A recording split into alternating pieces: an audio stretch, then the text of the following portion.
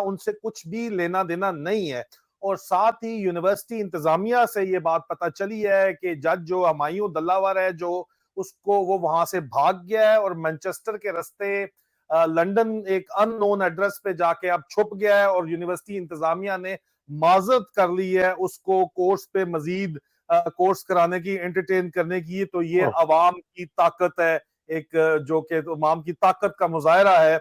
हमारी बहन रिफत वानी ने ये खबर हमें कंफर्म की जो है, और ये बाकायदा तौर के ऊपर यूनिवर्सिटी ऑफ हल के बयान आया ऑफिशियल, उसके तनाजर में ये खबर बिल्कुल दुरुस्त लगती है।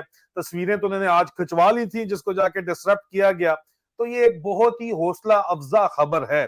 कुछ सवालात, अहम तरीन सवालात हैं शाहीन सेबाई साहब का। आज सुबह के जो 12 मिनट का, तकरीबन 13 मिनट का वीडियो पैगाम था, आप लोगों को मैंने लाइव ब्रॉडकास्ट पे सुनाया। उसके बाद फौजी जुबान के अंदर मैंने और कर्नल अकबर ने उसको डिस्कस भी किया। लेकिन अब शाहीन साहब हमारे सीनियर बुजुर्ग मौजूद है, बुजुर्गों की मौजूदगी में जुबान बड़ा चुन के इस्तेमाल पड़ती है। तो मैं शाहीन साहब से पूछूंगा, इसीलिए मैं बड़े अपने आप को कोशिश करके रिस्ट्रेन करके शाहीन साहब से पूछूंगा कि सर, कामरान खान को जो आपने जिस तरह एक्सपोज किया, आपने कोई बहुत सी बातें छुपा भी गई, उनका पर्दा भी आपने बहुत सी बातों के अंदर रख लिया। ये तस्दीक है मेरी उन तमाम बातों की जो मैं आज से पहले करता रहा हूं, आपके जो बयान में वो की गई।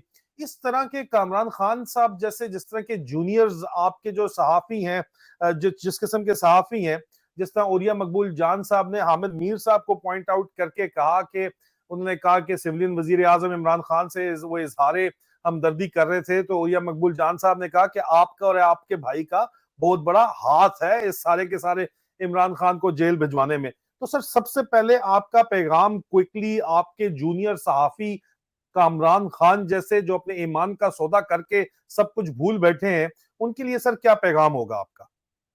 देखिए, पैगाम तो मैंने एक रिकॉर्ड करके रिलीज भी कर दिया था। और मैं अक्सर जूनियर जो मेरे साथ, खासकर मेरे कॉलीग्स हों, जूनियर हो, मेरे साथ काम किया हो, बहुत सारे ऐसे हैं जिनको मैंने खुद रिक्रूट किया या भर्ती किया, फिर उनको ट्रेनिंग भी दी, फिर उनको प्रमोशन भी दी, तो वो कॉलीग्स बन गए, हमारे दोस्त भी बने। मैं उनकी बातों पे या उनके जो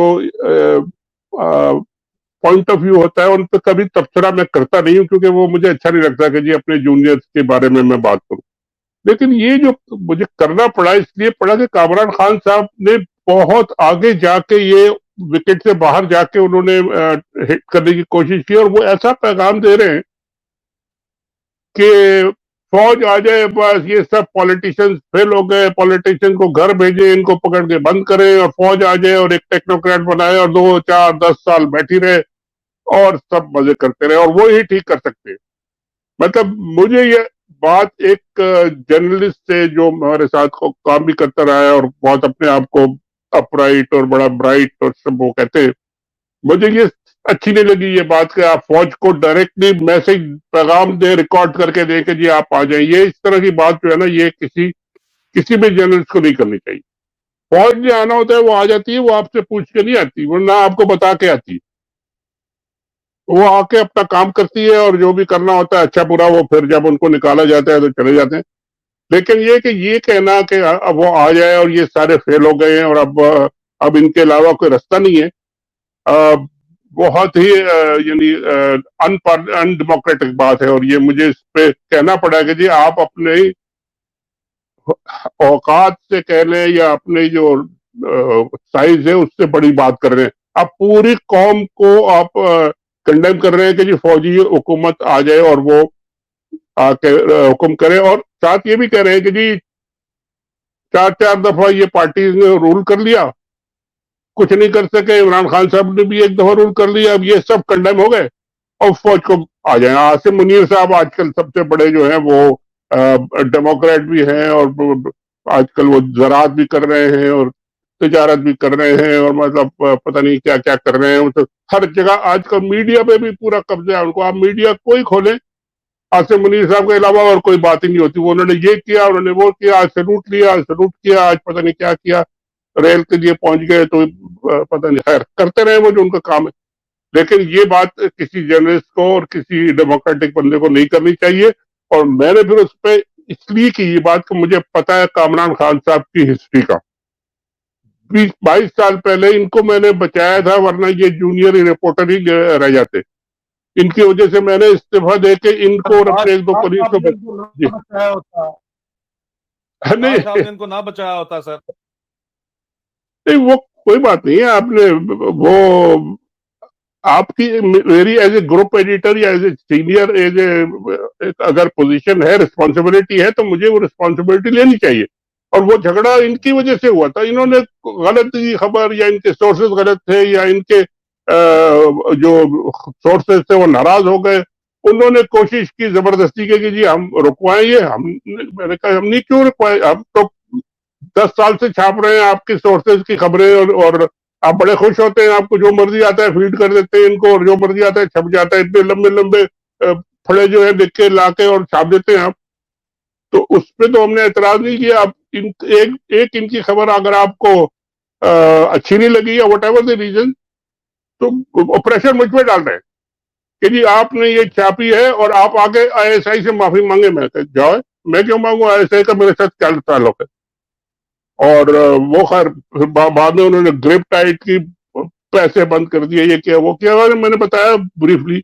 और वो झगड़ा इतना बड़ा कि फिर मैंने कहा जी अपने मालिक से, जी आप अगर ये नहीं ठीक करते तो आपके पास पैसे ही नहीं बचेंगे। ये लोगों को तनख्वाहें देने के लिए सैकड़ों वर्कर थे, आप नहीं करते तो मैं जिम्मेदारी लेता हूँ, क्योंकि मैंने छापी थी, मैं रिजाइन करता हूँ। आप जो है फिर रिजाइन मैंने जब कर दिया, तो फिर वो फौरन मालिक साहब ने जाके और कहा माफी माफी करें, बस वो सारा ठीक हो गया।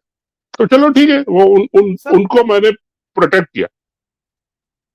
सर आपने मगर अपने बयान में बी ग्रेड जी जी जनरल आसिम मुनीर, आपने कहा ये बी ग्रेड टाइप जनरल है, जिस तरह हम जिनसे बातें करते थे उस हिसाब से बी ग्रेड है। और हम भी यही बातें करते हैं फौज में कि ओटीएस का एहसास कंपनी का हमारा जनरल है, और इसको ताकत मिल गई, इसे संभाली नहीं जा रही, इज्जत मिल गई, इसे संभाली नहीं जा रही। ये इससे क्या मुराद थी आपकी सर, जो एग्जैक्टली इसको अगर आप क्लैरिफाई करें सर। देखिए, मैं समझता हूं कि आसिम मुनीर साहब ने कोई बड़ी विजडम और बड़ी अकल का मुजाहरा नहीं किया। उन्होंने एक बंदे से, अब उनकी जाती लड़ाई है, अना का मसला है, उनकी इज्जत का मसला है, उन्होंने इंतकाम लेना है, जो भी पता नहीं रीजन हो, एक आदमी को कंडेम करने के लिए, डिस्क्रेडिट करने के लिए, डिस्क्वालीफाई करने के लिए उन्होंने पूरे मुल्क को यानी वो कर दिया है।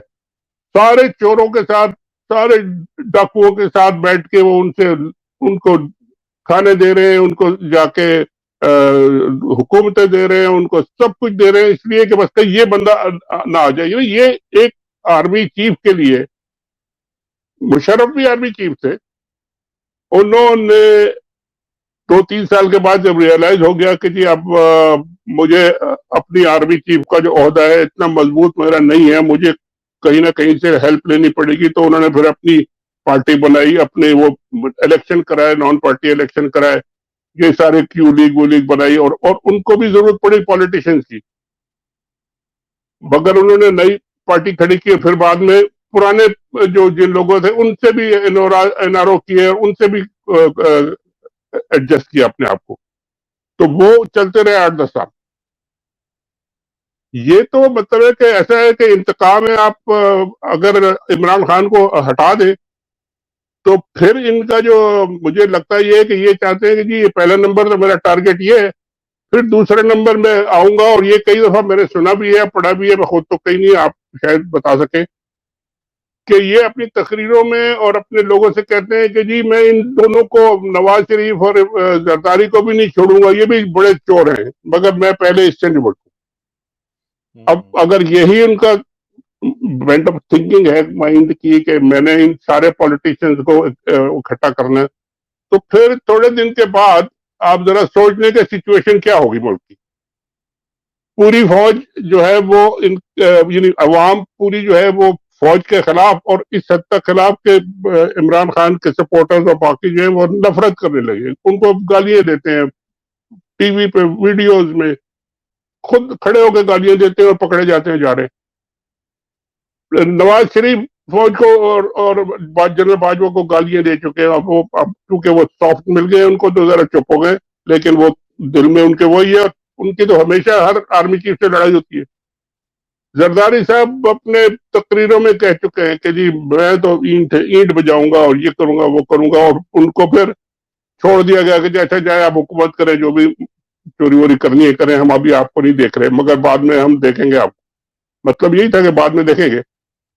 तो वो सब अगर इनको आपने एक साइड पे धक्का दे दिया और ये सारे के सारे यानी चाहते हुए या ना चाहते हुए इकट्ठे हो जाएंगे, जाहिर है जब आप सब पॉलिटिशियंस को डिस्कार्ड कर देंगे तो वो सारे के सारे तो फिर आपके खिलाफ खड़े होंगे।